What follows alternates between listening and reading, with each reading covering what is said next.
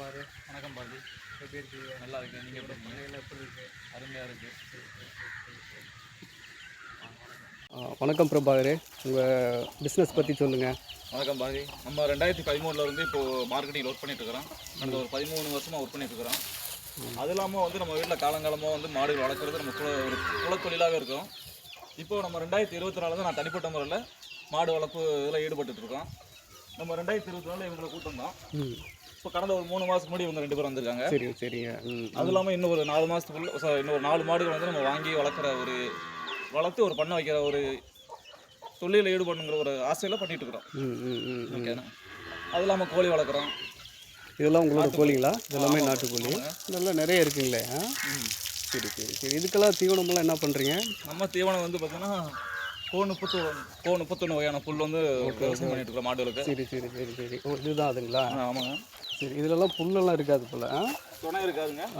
அதே மாதிரி உங்களுக்கு வந்து பால் கூட இருக்கும், காட்டு நல்லா கிடைக்குது. ஓ, ரைட் ரைட் ரைட். ஒரு நாளைக்கு ஒரு மாட்டில் எவ்வளோ பால் கிடைக்குது உங்களுக்கு?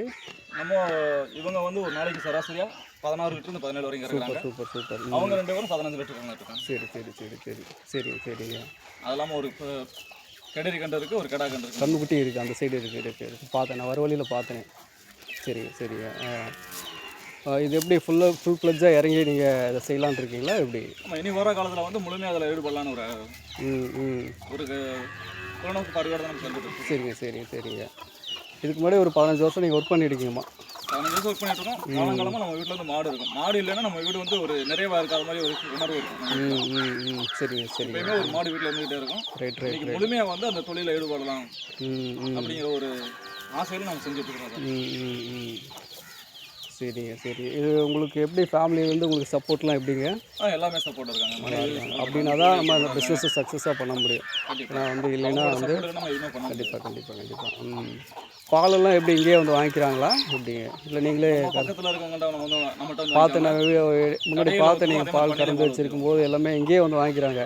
நீங்கள் வந்து டேரெக்டாக அந்த தண்ணியெல்லாம் கலக்காமல் ரொம்ப சுத்தமான பாலாகவே பார்த்து சூடாக அப்படியே மக்களுக்கு அதான் பார்த்து ரொம்ப சந்தோஷப்பட்டு கூட போனாங்க. எல்லாம் 5 ரூபா 10 ரூபாய்க்கு கூட வாங்கினது போய் பார்த்தேன் நான். ஒரு ஆள் இருப்பாங்க போல அவங்க வீட்டில், அவங்க வந்து பார்த்து வாங்கிட்டு போனாங்க.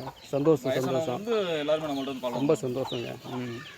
வேறு நம்ம பால் எடுத்து நம்ம கடைகளுக்கு ஊற்றுறோம், பண்ணைக்கு நம்ம ஊற்றிட்டு இருக்கிறோம். சரி சரி சரி. பர் டே உங்களுக்கு எவ்வளோ வருமானம் வருது? சராசரியாக நமக்கு ஒரு நாளைக்கு 15 லிட்ரு ஆவரேஜ் வச்சிங்கன்னா ஒரு நாளைக்கு ஆவரேஜ் 25 லிட்டர் நீங்கள் வச்சுக்கோங்க. 30 ரூபா கணக்கு. 35 ரூபா கணக்கு வரும். 35 ரூபா. சரி, அவள் ஆல்மோஸ்ட் தோராயமாக உங்களுக்கு 1000 ரூபா வந்துடுது. சரி சரி.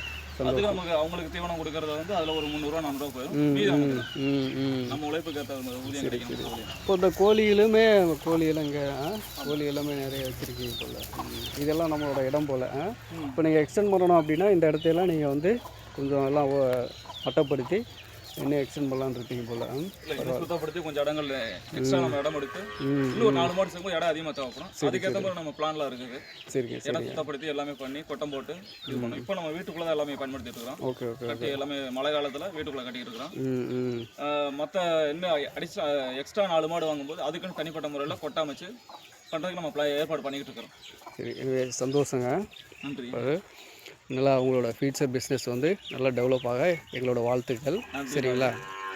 சந்தோஷம். தேங்க்யூங்க. தேங்க்யூங்க.